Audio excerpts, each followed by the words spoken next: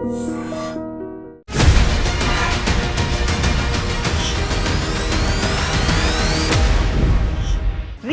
జరిగిన అసెంబ్లీ సెషన్స్లో ఈ ఎంటైర్ ఎపిసోడ్ని మీరెలా చూస్తున్నారు? ఎంఐఎం వైపు నుంచి చూడాలా, కాంగ్రెస్ వైపు నుంచి చూడాలా, ఓవరాల్గా హైదరాబాద్ని చూడాలా, ఎలా చూడాలి? అది ఐటమ్ గర్ల్ ఎట్లా ఉంటుంది పిక్చర్లో, అట్లాంటి ఒక ఐటమ్ గర్ల్ అక్బరుద్దీన్ ఓవైసీ.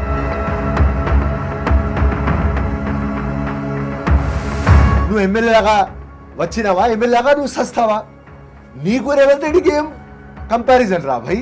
దేశవ్యాప్తంగా బీజేపీ మైనారిటీస్కి వ్యతిరేకంగా ఉంది, కాంగ్రెస్ వైపు వెళ్తే మంచిది అనే ఆలోచన హైదరాబాద్ నుంచి మొదలైంది అనేది విన్నాం కదా. So MIM was not expecting this. MIM total వాళ్ళ ప్రచారంలో, వాళ్ళ క్యాంపెయిన్లో మాముకు ఓటై, మాముకు ఓటై.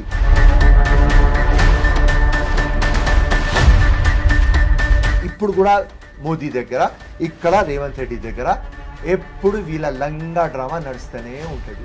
రేవంత్ రెడ్డి ఎందుకని నా కొడంగల్ సీట్ని నేను ఇస్తాను అనే ఒక ఆఫర్, చాంద్రాయణగుట్లో ఒక బీసీ లీడర్ని పెడదాము, గెలిపించుకుందాము, నేనే క్యాంపెయిన్ చేస్తాను, ఇవన్నీ ఎందుకు చెప్తున్నారు? ఏం ఆలోచన ఉంది అసలు? బిహైండ్ రీజన్స్ ఏంటి? బీఆర్ఎస్కి ఫినిష్ చేద్దాం, ఎంఐఎంకి కూడా కాంగ్రెస్లో తీసుకువచ్చేద్దామని.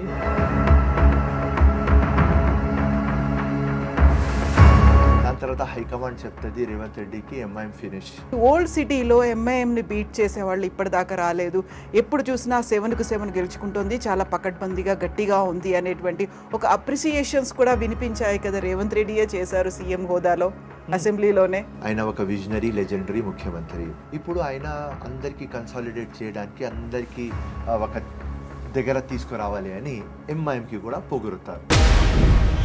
నమస్తే, welcome to iDream inside politics with Kavitha. ఇటీవలే ముగిసిన తెలంగాణ అసెంబ్లీ సమావేశాల్లో ఒక ఆసక్తికర సన్నివేశం చోటు చేసుకుంది. అది కొడంగల్ సీట్ని అక్బరుద్దీన్ ఓవైసీకి ఆఫర్ చేశారు సీఎం రేవంత్ రెడ్డి. ఇదే కాదు, డిప్యూటీ సీఎంగా కూడా చేస్తామని అన్నారు. ఎంఐఎంని, అక్బరుద్దీన్ ఓవైసీని ఒక రియల్ ఫ్రెండ్గా చూశారు, చెప్పారు. దీంతో పాటుగా ఒక బ్యాడ్ ఫ్రెండ్షిప్లో బీఆర్ఎస్తో కలిసి 10 ఏళ్ల పాటు ఎంఐఎం కొనసాగిందంటున్నారు. ఓవరాల్గా ఈ ఎంటైర్ ఎపిసోడ్ని ఎలా చూడాలి? ఇదేమన్నా భవిష్యత్తుకి సూచికగా కనిపిస్తోందా? మనతో పాటుగా ఉన్నారు కాంగ్రెస్ సీనియర్ లీడర్ ఫిరోజ్ ఖాన్ గారు. ఫిరోజీ నమస్తే, కైసే హై ఆప్? నమస్కార్, గుడ్ ఈవినింగ్, ఎక్సలెంట్. సో బహుత్ దిన్ హువా మిమ్మల్ని కలిసి, మీతో మాట్లాడి. రీసెంట్గా జరిగిన అసెంబ్లీ సెషన్స్లో ఈ ఎంటైర్ ఎపిసోడ్ని మీరెలా చూస్తున్నారు? ఎంఐఎం వైపు నుంచి చూడాలా, కాంగ్రెస్ వైపు నుంచి చూడాలా, ఓవరాల్గా హైదరాబాద్ని చూడాలా, ఎలా చూడాలి? స్టార్టింగ్ ఏమంటే, ఎంఐఎం పార్టీ ఒక ముజరా పార్టీ. అది ఐటమ్ గర్ల్ ఎట్లా ఉంటారు పిక్చర్లో, అట్లాంటి ఒక ఐటమ్ గర్ల్ అక్బరుద్దీన్ ఓవైసీ. నవ్వాలి ఏడవాలి నాకు అర్థం కాలేదు. 10 సంవత్సరాలు బీఆర్ఎస్తో ఉన్నారు, టీఆర్ఎస్తో ఉన్నారు, వాళ్ళ కాళ్ళ దగ్గర పడి ఉన్నారు. ఇమీడియట్గా వారం లోపల వచ్చి రేవంత్ రెడ్డి కాళ్ళ దగ్గర పడినారు.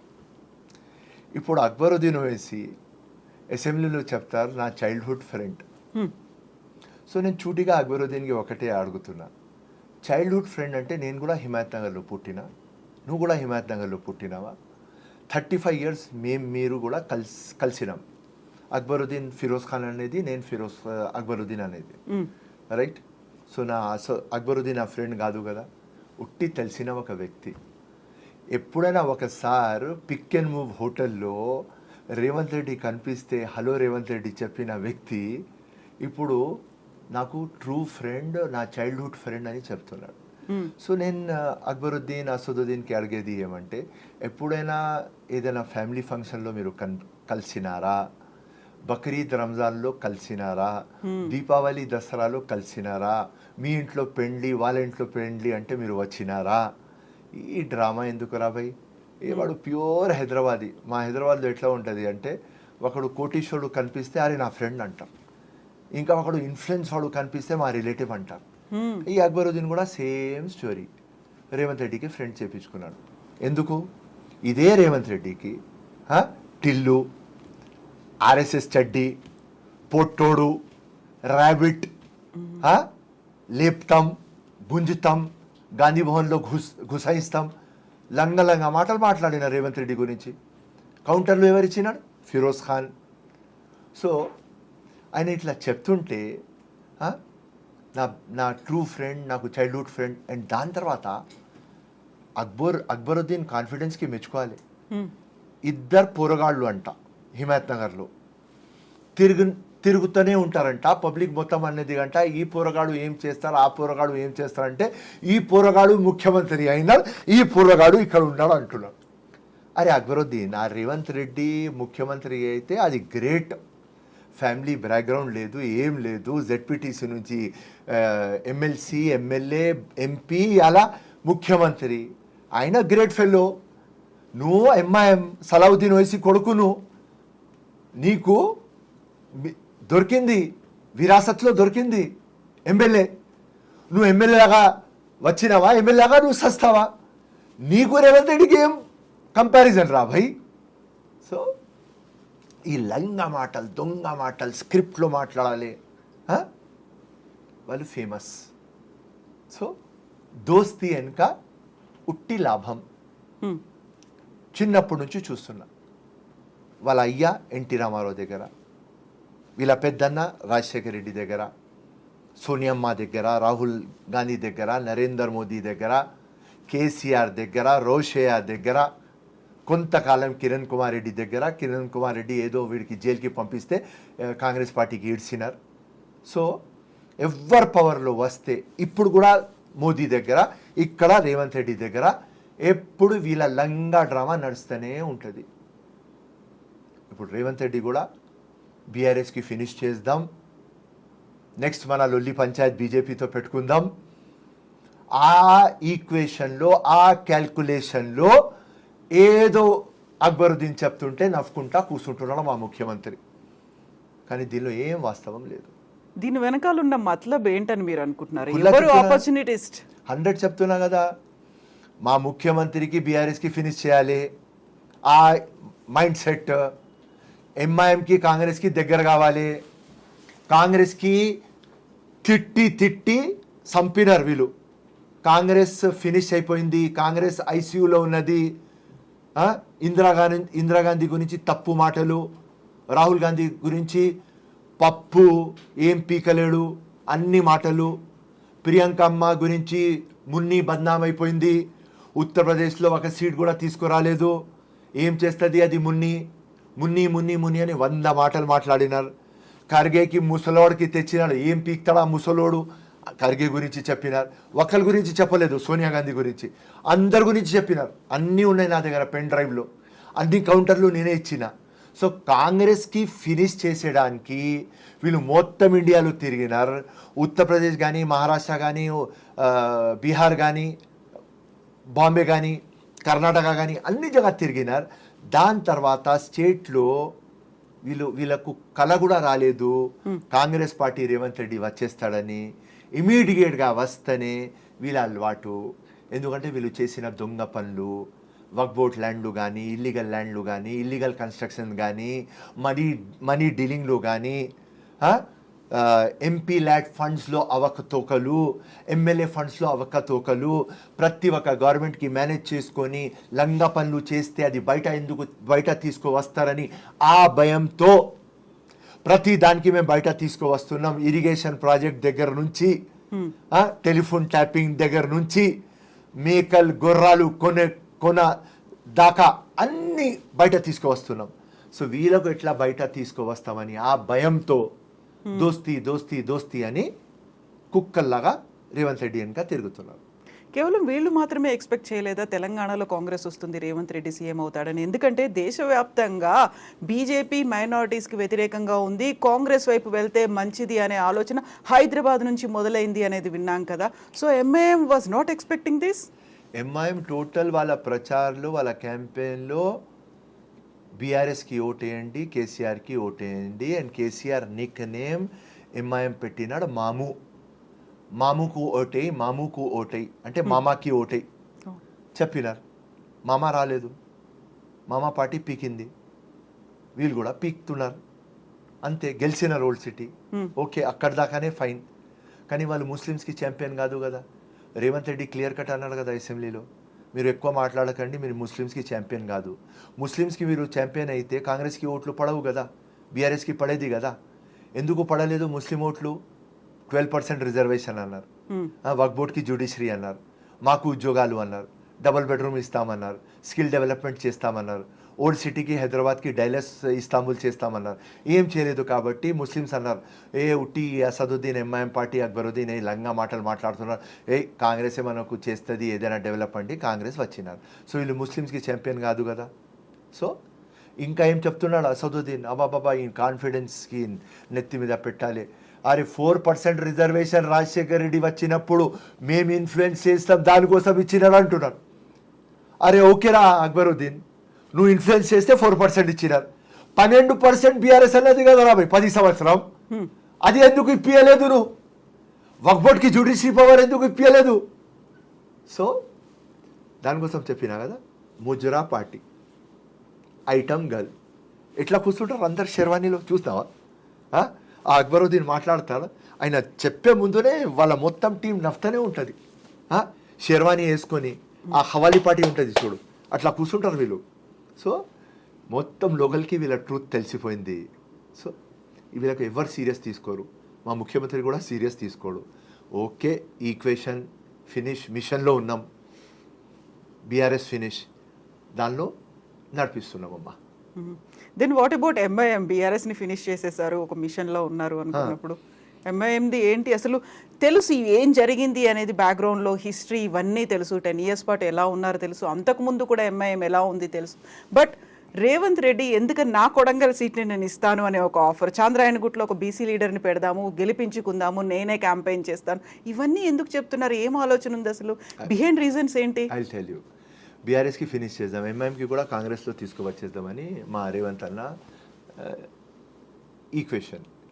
ఏమంటే బీఆర్ఎస్ ఎంఐఎంకి కూడా మర్జర్ తీసుకుంటే కొడంగల్ సీట్ అక్బరుద్దీన్కి ఇచ్చేసి డిప్యూటీ చీఫ్ మినిస్టర్ చేద్దాం, మీరు వచ్చేయండి, మేము సెక్యులర్ పార్టీ కాబట్టి ముస్లిమ్స్కి కూడా ఇక్కడ న్యాయం అవుతుంది, మీరు వచ్చేయండి అని ఆ ఈక్వేషన్లో చెప్పినారు.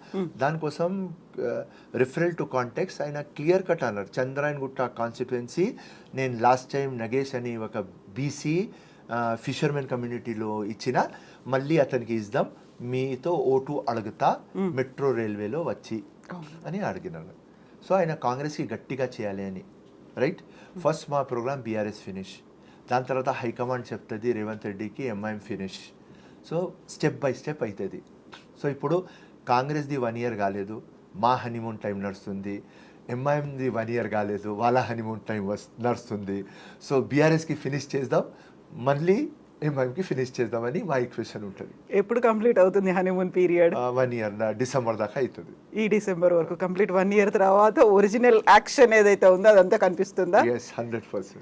కాకుంటే ప్రతిసారి ఓల్డ్ సిటీలో ఎంఐఎంని బీట్ చేసేవాళ్ళు ఇప్పటిదాకా రాలేదు, ఎప్పుడు చూసినా 7కు 7 గెలుచుకుంటుంది, చాలా పకడ్బందీగా గట్టిగా ఉంది అనేటువంటి ఒక అప్రిసియేషన్స్ కూడా వినిపించాయి కదా. రేవంత్ రెడ్డియే చేశారు సీఎం హోదాలో అసెంబ్లీలోనే. ఆయన ఒక కస్టోడియన్ ఆఫ్ తెలంగాణ కవిత గారు, ఆయన ఒక విజనరీ లెజెండరీ ముఖ్యమంత్రి. నెక్స్ట్ 5 years కూడా ఆయననే ఉంటారు. గట్టిగా పనిచేసి ఇంకా 5 years hat trick CM Revanth Reddy garu ఉంటారు. Day by day Congress strong అవుతుంది, రేవంత్ రెడ్డి స్ట్రాంగ్ అవుతాడు.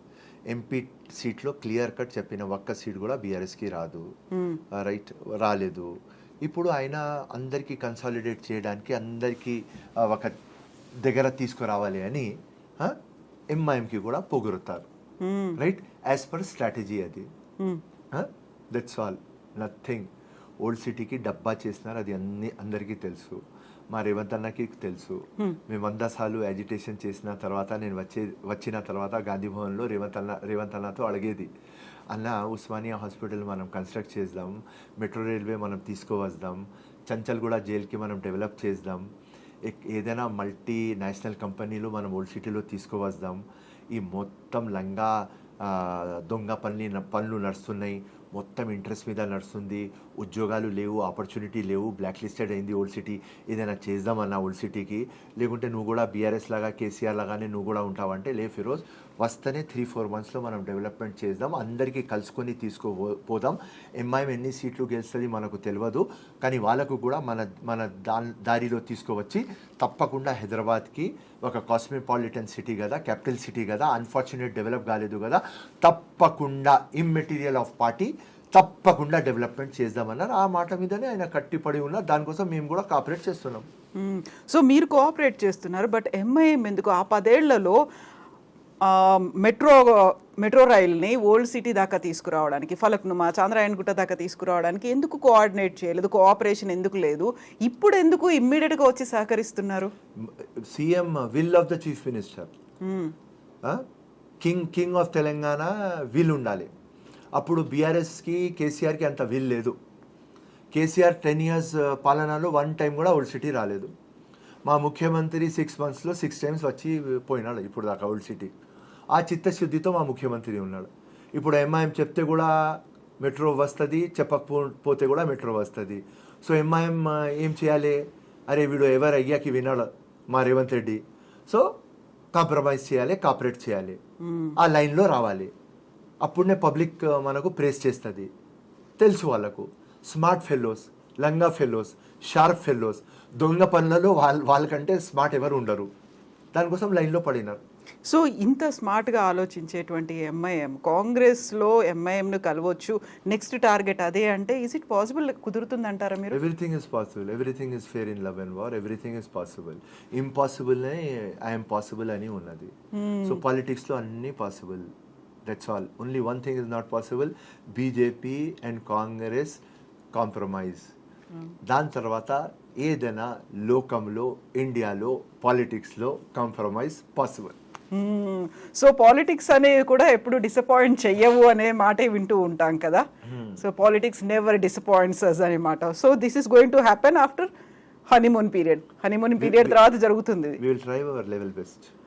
కాంగ్రెస్ ఎట్లా స్ట్రాంగ్ కావాలి, that is our equation. MIM ఎప్పుడు బీజేపీ అగేన్స్ట్ ఫైట్ చేస్తుంది అని చెప్తుంది, కానీ బీజేపీ బీ టీమ్ అది. సో వాళ్ళ చిత్తశుద్ధి చూద్దాం. ఒకసారి మేము చెప్పినాం ఫిరోజ్ ఖాన్ బీజేపీకి, హైదరాబాద్ నుంచి నాకు సీటీ, నేను కాంగ్రెస్ ఇడ్సేసి బీజేపీలో వచ్చేస్తా.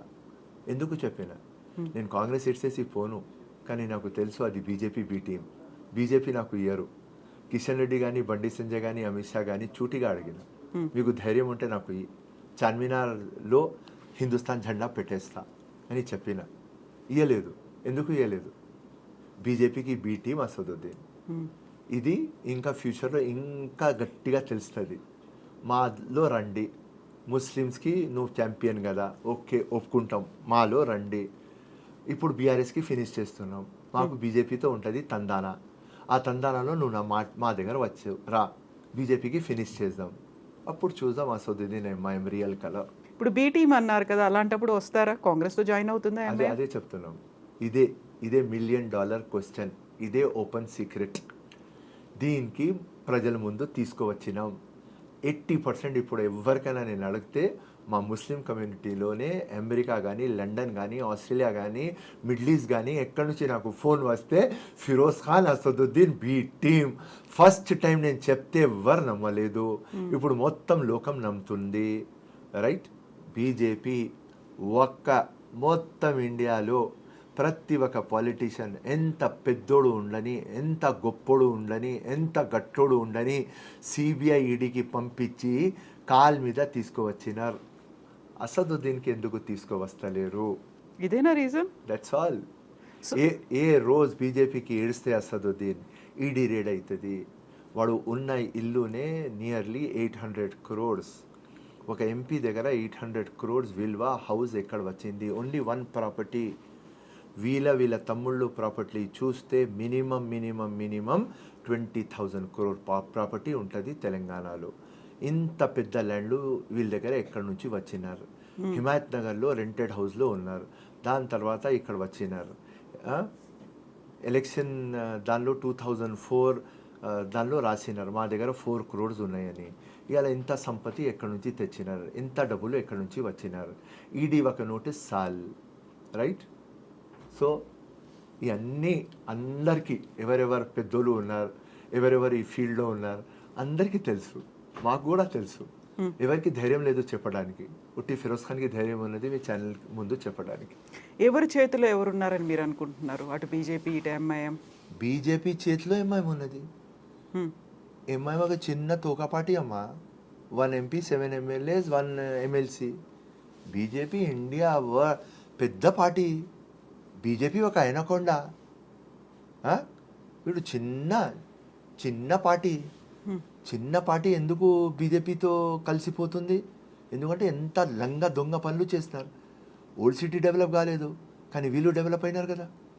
వీళ్ళకు అడుగుతున్నా కదా, ఇంత డబ్బులు ఎందుకు ఎట్లా వస్తున్నాయి మీ దగ్గర? మీరు మీ డాటర్ పెళ్లి చేస్తున్నారు, ఒక్క పెళ్లిలో మీరు 200 కోట్లు పెడుతున్నారు. మున్గూడ ఎలక్షన్ టైప్లో ఎక్కడి నుంచి వస్తుంది డబ్బులు? ముస్లిమ్స్ బీదోలు ఉన్నారు, socially, economically, financially, educationally backward ఉన్నారు. Majority of them are BPL. Sachar committee కానీ, రంగనాథ్ మిశ్రా కానీ, డావల సుబ్రహ్మణ్యం కానీ, కేఎస్ కృష్ణన్ కానీ, సుధీర్ కమిషన్ కానీ, కమిటీ కానీ, అమితాబ్ కుంజ్, అందరు ముస్లిమ్స్కి వీకర్ దాన్ దళిత్ అని చెప్పినారు. ఓల్డ్ సిటీ మీరు చూస్తే అదే ఉన్నది, కానీ వీళ్ళు కోటీశ్వర్లు ఎందుకు అవుతున్నారు? వీళ్ళ ఎమ్మెల్యే దగ్గర చూడండి, ఒక కింద చూడండి, వాళ్ళ గ్యారేజ్లో పోయి 100 కోట్లు కార్లు ఉంటాయి.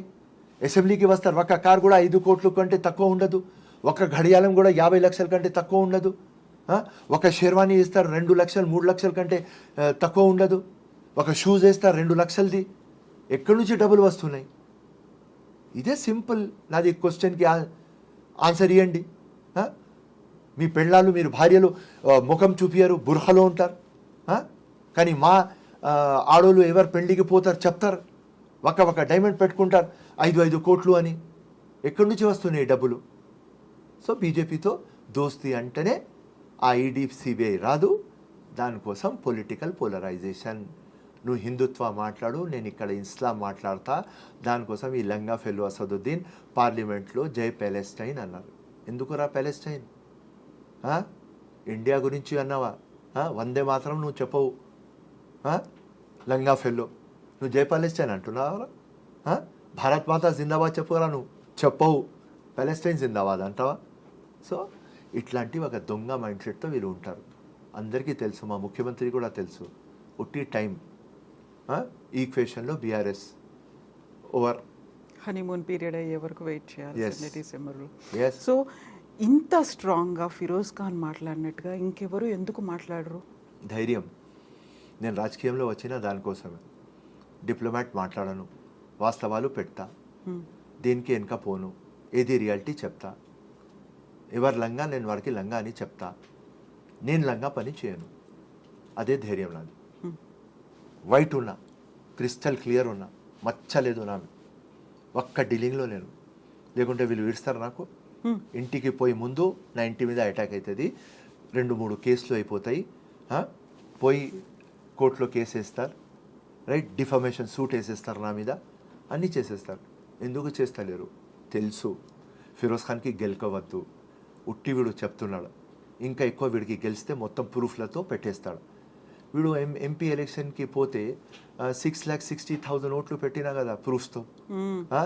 మాధవీలత కంటెస్ట్ చేస్తే నాకు ప్రెస్ వాళ్ళు అడిగినారు, మాధవీలత గెలుస్తుంది కదా అన్న అంటే నేనేం చెప్పినా, లంగా దొంగ ఓట్లు ఉన్నాయి, నరేంద్ర మోదీ వస్తే కూడా ఓడిపోతాడని.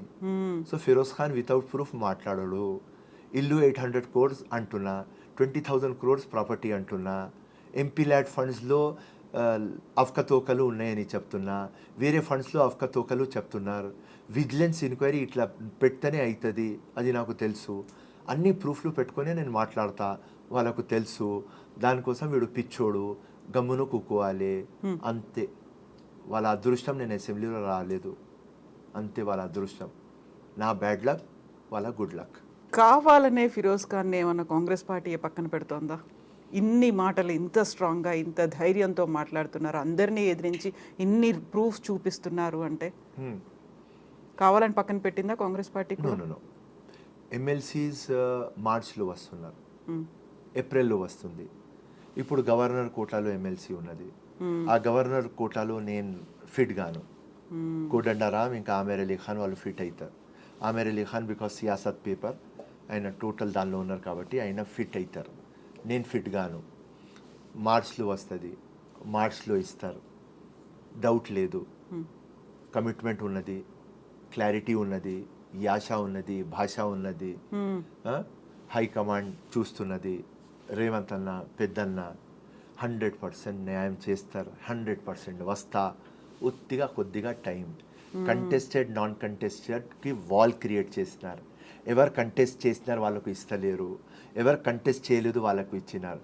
ఎమ్మెల్సీ బల్మూరు వెంకట్కి ఇచ్చినారు నాన్ కంటెస్టెడ్, రాజ్యసభ అనిల్కి ఇచ్చినారు నాన్ కంటెస్టెడ్, ఎవరు కంటెస్ట్ చేసినారు వాళ్ళకు ఇవ్వలేదు. సో ఏ రోజు ఆ కంటెస్టెడ్ది వచ్చేస్తుంది, ఫిరోజ్ ఖాన్, జగ్గారెడ్డి ఎంట్రీ, మధు యాసిక్ గౌడ్, మేము తడ వచ్చేస్తాం.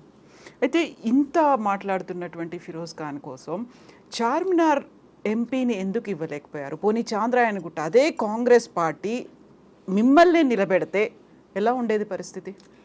ఎంఐఎంకి ఒక ఈక్వేషన్లో బీఆర్ఎస్కి ఫినిష్ చేద్దామని ఎంపీ ఎలక్షన్లో తీసుకువచ్చినారు. ముఖ్యమంత్రి చాలా గట్టిగా బాగా ఆలోచించినారు. 13 to 14 సీట్స్ గెలుద్దాం, సౌత్ ఇండియాలో బీజేపీ స్ట్రాంగ్ కావద్దు, తమిళనాడు, కర్ణాటక, తెలంగాణ అండ్ ఇంకా కేరళ నుంచి మనం గట్టిగా పోటీ ఇచ్చి మనం తీసుకువద్దాం అండ్ రాహుల్ గాంధీకి ప్రధానమంత్రి చేద్దాం. యాంటీ ఇన్కంబెన్సీ ఉన్నది, మొత్తం సర్వే రిపోర్ట్లు దొంగ రిపోర్ట్లు చూపిస్తున్నారు, బీజేపీ డిక్లైన్లో ఉన్నది, మనం స్ట్రాంగ్ అయిదామని ఆయన మంచి ఆలోచనతో రైట్ ఎంఐఎంకి మన పార్టీలో పెట్టుకొని ఫ్రెండ్లీ పార్టీ అని తీసుకుపోయినారు. కానీ అది టోటల్ నెగటివ్ అయిపోయింది, పొలిటికల్ పోలరైజేషన్ అయిపోయింది. దానిలో ఏమైంది అంటే అసదుద్దీన్ ఏదేం పేర్లు తీస్తున్నాడు, ఫర్ ఎగ్జాంపుల్ సికింద్రాబాద్, మహబూబ్ నగర్, చెవెళ్ళ, మల్కాజ్గిరి, నిజామాబాద్, మేదక్, కరీంనగర్, ఏ పేరు తీస్తున్నారు అక్కడ టోటల్ పొలిటికల్ పోలరైజేషన్ అయిపోయింది. మొత్తం అవతల్ కమ్యూనిటీ వాళ్ళు ఏమన్నారంటే అరే మొత్తం ఇది Congress party Muslim party తుర్కా party కనిపిస్తున్నది అని హిందుత్వ అక్కడ యునైట్ అయింది, బీజేపీకి అక్కడ పవర్ వచ్చింది. అసదుద్దీన్కి మేము గట్టిగా అవుతామని తీసుకువచ్చినాం, అది మాకు మైనస్ అయింది.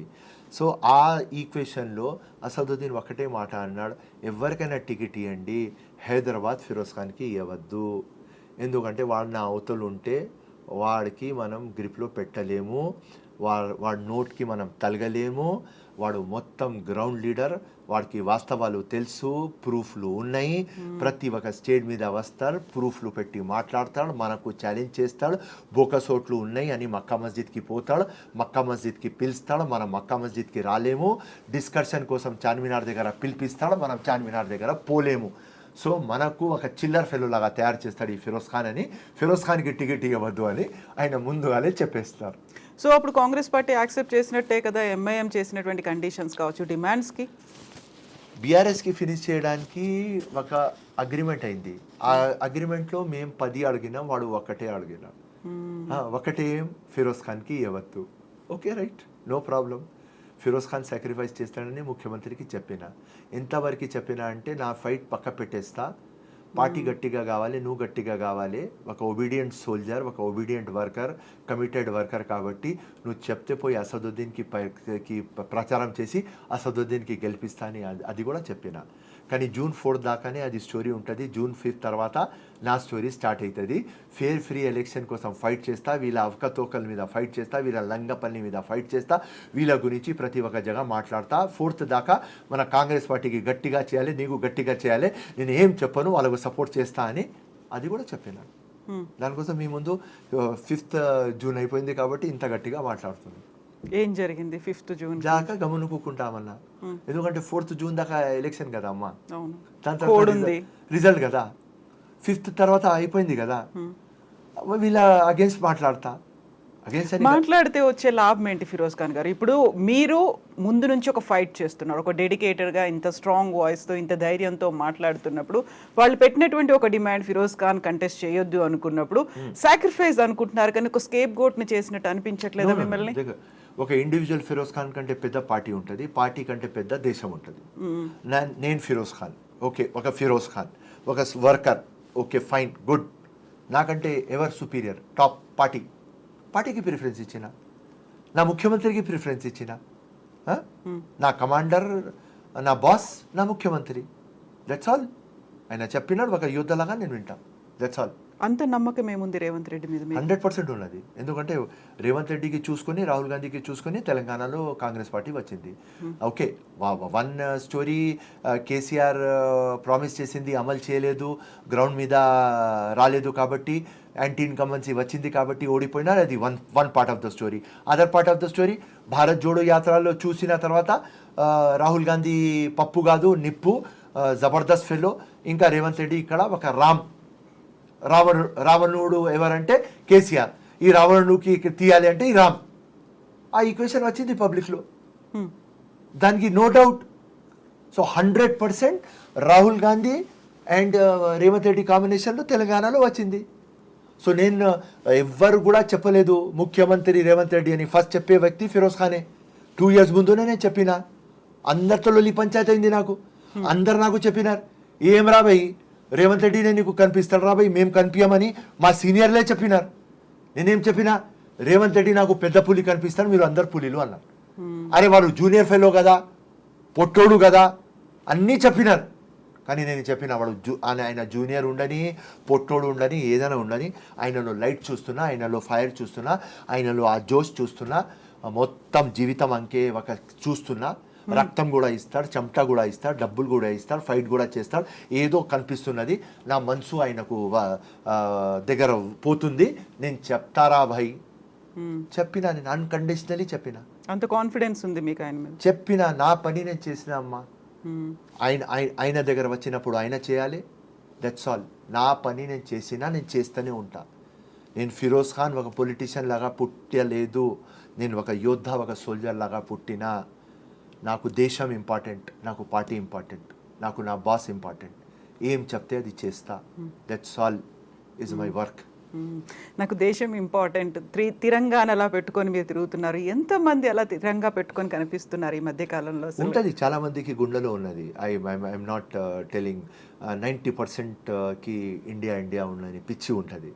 కొద్దిగా 1% ఎక్కువ నాకు. కాబట్టి హార్ట్లో ఇండియా, హార్ట్ బయట ఇండియా, నాల్క మీద ఇండియా, మైండ్లో India, everywhere in my body, everywhere in cell my India. నాకు జీవితంలో ఒకటే కోరిక, గెలవాలి అని. ఓకే గుడ్, ఒక కోరిక. కానీ పెద్ద కోరిక నాకు ఏమంటే, జీవితం వచ్చింది నాకు, ఒక పులిలాగా బతుకుతున్నా, పులిలాగా సావాలి, దేశం కోసం సావాలి, ఒక కాజ్ కోసం సావాలి అని ఒక కోరిక నాది. అది దేవుడు తీరుస్తారని ఆ నమ్మకం ఉన్నది నాకు. ఎలా? దేశం కోసం ప్రాణం పోవాలి నాది, ఏదో ఒక మంచి కాజ్లో పోవాలి. ఉట్టి సావవద్దు. నేను ఎట్లయినా వయసు అవుతుంది, రేట్ 20-25 years తర్వాత సస్తాం. హార్ట్ అటాక్ ఎందుకు మనకు? Kidney fail, liver fail, paralytic, multiple organ వద్దు మనకు. దేశం కోసం పోవాలి. పులిలాగా పెట్టినావా, పులిలాగా తీసుకోపో దేవుడా అని అదే ఒకటే అడిగిన దేవుడితో. ఇప్పుడు దాకా దేవుడితో నాకు గెలిపి అని అడగలేదు. ఇప్పుడు దాకా ప్రజలు గెలిపిస్తారు, నా విప్లవం గెలిపిస్తుంది, నా మార్పు గెలిపిస్తుంది అని ఆ నమ్మకం. కొద్దిగా పిచ్చి, కొద్దిగా తిక్క. ఏం చేయాలి? దానికోసం ఫిరోజ్ ఖాన్. సో మీరు ఇన్ని చెప్పినప్పటికి కూడా ఫిరోజ్ ఖాన్లో ఒక సెక్యులర్ కనిపిస్తాడు. 100% సెక్యులర్. నాకు మానవత్వం లైఫ్లో నాకు అర్థమైంది. అన్నీ చదివిన తర్వాత, అన్నీ చూసిన తర్వాత, హిందుత్వ కానీ, ఇస్లాం కానీ, క్రిస్టియానిటీ కానీ, గౌతమ్ బుద్ధ్ కానీ అన్నీ చూసిన తర్వాత నాకు ఒకటే అర్థమైంది. ఫస్ట్ లోకంలో వచ్చిన మంచి తర్వాత దేవుడు వచ్చినాడు.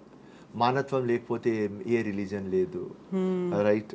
అండ్ ఒక్క మాట నాకు చిన్నప్పుడు, ఆ రోజు మా అమ్మ 8th class లేకుంటే 7th class అనుకుంటా, అన్నం పెట్టుకుంటా నాకు చెప్పింది, ఫిరోజ్ ఖాన్ నీకు ఖురాన్ గురించి నేను చెప్పినా కదా, అమ్మ 9 monthsలో కడుపులో పెట్టి పిల్లకి బయట తీసుకువచ్చిన తర్వాత, పెంచిన తర్వాత ఆ ఖురాన్ అమ్మ కాల్ కింద స్వర్గం అని రాసింది. ఈ దేశం 60, 70, 80 years నీ భారం మోస్తుంది. ఇది అమ్మ కంటే పెద్దది. ఏదైనా ఇంపార్టెంట్ లైఫ్లో అంటే ఇండియా. అప్పుడే పరమవీర్ చక్ర వస్తుంది. అమ్మకి చెప్పిన, నేను ఉండను, నువ్వు పరమవీర్ చక్ర తీసుకుంటా. అమ్మ అన్నది, ఏం పిచ్చిగా మాట్లాడుతున్నావా, నేనన్నా ఒక రోజు ఉండను, నువ్వు పరమవీర్ చక్ర తీసుకుంటారు. ఎందుకంటే ఎవరు బతికి ఉంటే వాడికి పరమవీర్ చక్ర దొరకదు, ఎవరు సస్తే దేశం కోసం దొరుకుతుంది. నేను దేశం కోసం సస్తా. ఆ రోజు నా అమ్మ వేసింది, ఇది హిందుస్థాన్. సో అట్లా 5 times మా అమ్మ నమాజ్ చదువుతుంది. 3 o'clockకి నమాజ్ చదువుతుంది. రోజు 130 pages ఆఫ్ ఖురాన్ చదువుతుంది. అట్లాంటి ఒక ముస్లిం అమ్మ, ఒక ముస్లిం అట్లాంటి ఫాదర్ నాకు ఇండియా మీద ప్రేమ అని చిన్నప్పుడు చెప్పినారమ్మ. సో అట్లా అదే రియాలిటీ. ఒక కరెక్ట్ ముస్లిం అంటే ఇదే రియాలిటీ. కానీ ముస్లిమ్స్కి వేరే యాంగిల్లో చూపిస్తారు, రాంగ్ ఇంటర్ప్రిటేషన్ చేస్తారు, రాంగ్ చూపిస్తారు. ఆ జిహాద్ కానీ, ఆ టెర్రరిస్ట్ కానీ వాడు ముస్లిమ్స్లు గారు, రైట్? ముస్లిమ్స్ అంటే ప్రేమ, అభిమానం, మానవత్వం, సాక్రిఫైస్, అదే ఖురాన్ నేర్పించింది. ఇది కరెక్ట్ చెప్పలేదు, దానికోసం అది ప్రాబ్లం. ముస్లిం అంటే చాలా స్వీట్గా ఉంటారు, వాళ్ళు ఎవరికైనా హక్కు నమ్మితే ప్రాణం ఇచ్చేస్తారు. అట్లాంటి ఒక కమ్యూనిటీ, అట్లాంటి ఒక మేము రిలీజన్తో ఉన్నాం. కానీ అన్ఫార్చునేట్ వీళ్ళు మొత్తం వరల్డ్లో టెర్రరిజం చేసుకొని పాకిస్తాన్ ఇండియాకి చూపించి మొత్తం ముస్లిమ్స్ అంటే టెర్రరిస్ట్ ఉంటారు, ఇట్లా లంగా ఉంటారు, దొంగలాగా ఉంటారు. రాంగ్ అది. 99% ఫిరోజ్ ఖాన్ ఉంటారమ్మా, 1% ఆ లంగా ఫెలో టెర్రరిస్ట్ ఉంటారు. కానీ ఎందుకని ఆ 1% హైలైట్ అవుతున్నారు, ఆ 1% గురించే మాట్లాడుకుంటున్నారు, 99% గురించి అసలు ఎందుకు ఇది మాట్లాడుకోవట్లేదు? టీఆర్పీ కోసం అమ్మా, టీఆర్పీ కోసం. అండ్ ఏదైనా మసాలా కావాలి, ఎవరైనా ప్లేన్ ఎవరు వాచ్ చేయరు. So that is the sad part of the story. So that's all. కానీ ముస్లిమ్స్ అంటే ఖురాన్ అంటే, ఇలా మీ ఛానల్ ముందు చెప్తున్నా, ఖురాన్ బేస్ అంటే మానత్వం, love, sacrifice, and most important forgiveness. Always Quran tells forgive చేయి, ఫర్గివ్ చేయి, ఫర్గివ్ చేయి, ఫర్గివ్ చేయి. నాకు 5 bullets తగిలినప్పుడు నా అమ్మ అదే చెప్పింది, అరే ఖురాన్లో రాసి ఉన్నది రావైస్, అందరికంటే most important point forgive, forgive చేసి. నాకు స్టాబింగ్ అయినప్పుడు కూడా అమ్మ అదే చెప్పింది. సో ఆ ఖురానే ఫర్గివ్, ఫర్గివ్, ఫర్గివ్. ఆ ఖురానే ప్రేమ, ప్రేమ, ప్రేమ, అంతే. సో ఆ ఖురాన్ ఇచ్చినటువంటి ధైర్యమేనా ఇంత ముందుకెళ్ళి ఇంతలా గట్టిగా మాట్లాడడానికి కారణం? 100%. ఏదైనా అడితే అల్లాకి అడుగుతా, ఆ దేవుడికి అడుగుతా, ఆ పరమాత్మకి అడుగుతా, ఎవరికి అడగను. కాలు మొక్కాలి అంటే నాంపల్లి ప్రజలు కాలు మొక్తా, ఎవ్వరు కాలు మొక్క. పిటిషన్ నా లవ్ లెటర్ ఇస్తా, ఒప్పుకుంటే ఒప్పుకో, లేకుంటే నీ కాలు మొక్కను, అంతే. That is my nature. ఎవరు కాలు మొక్తారు, వెరీ గుడ్, వాళ్ళ దగ్గర అది ఉన్నది, అంటే ఆ క్యారెక్టర్ ఉన్నది. నా దగ్గర లేదు. I cannot. అయ్యా కాలు మొక్తా, అమ్మ కాలు మొక్తా, దేవుడు కాలు మొక్తా, ప్రజలు కాలు మొక్తా, ఎవ్వరు కాలు మొక్క, ఎవరికి రిక్వెస్ట్ చేయాలి. పని మీద కమాండ్ ఉన్నది, 24/7 పని చేసిన, రైట్? పని చేసిన తర్వాత పోయి కాలు మొక్కు అంటే నాతో కాదు. సో ఎలా చూడొచ్చు మేము ఫిరోజ్ గారిని నెక్స్ట్? ఏ రూపంలో? ఎలా నెక్స్ట్ కాదు, సేమ్ రూపం. 5 elections ఓడిపోయినా, నెక్స్ట్ 6th ఎలక్షన్కి రెడీ అవుతున్నా. నామినేటెడ్ పోస్టులు అడగాలి అంటే నాకు ప్రాబ్లం అవుతుంది. 1-2 times అడిగినా, కానీ నా మనసు ఒప్పుకుంటలేదు. ఎందుకంటే నేను ఎప్పుడు ప్రజల ఓట్లతో గెలిచి ఇట్లా హంగామా చేయాలి అని ఉన్నా. నామినేటెడ్ పోస్టులు తీసుకున్న తర్వాత ఈ హంగామా ఉంటుంది ఉండదు నాకు తెలియదు, కాబట్టి నా మనసు ఒప్పుకుంటలేదు. సో 6th ఎలక్షన్కి రెడీ, జీవితం ప్రజలకి అంకితం చేసిన, జీవితం ఎప్పుడు దాకా ఉంటుంది, విప్లవం తీసుకువస్తా. దానికంటే ముందు సావను. దేవుడు చూపించినాడు. 5 bullets కొట్టిన తర్వాత, గుండెలో బుల్లెట్ ఉన్న తర్వాత, లంగ్ రప్చర్ అయిన తర్వాత, డైన్ డిక్లరేషన్ అయిన తర్వాత, స్టాబింగ్లు అయిన తర్వాత, 100 స్టిట్లు పడిన తర్వాత, అప్పుడు కూడా డైన్ డిక్లరేషన్ అయిన తర్వాత కూడా ఇవాళ కూడా గట్టిగా మీ ముందు నిలుస్తున్నా. షుగర్ లేదు, బీపీ లేదు, థైరాయిడ్ లేదు, ఏం లేదు, గట్టిగా ఉన్నా. విప్లవం వచ్చేదాకా, ప్రజలకి మేలయ్యేదాకా నేను సావను. Kavitha, thank you so much Firoz Khan bye. అలాగే ఉండండి, అంత స్ట్రాంగ్గా ఉండండి, అండ్ పీపుల్స్ వాయిస్ లాగా రిప్రజెంట్ చేయండి. Thank you so much and best wishes to you అండి. Thank you so much. Thank you. Have a great evening. Good night everybody. Thank you so much Firoz Yes, bye. Amma. Thank Yes, you.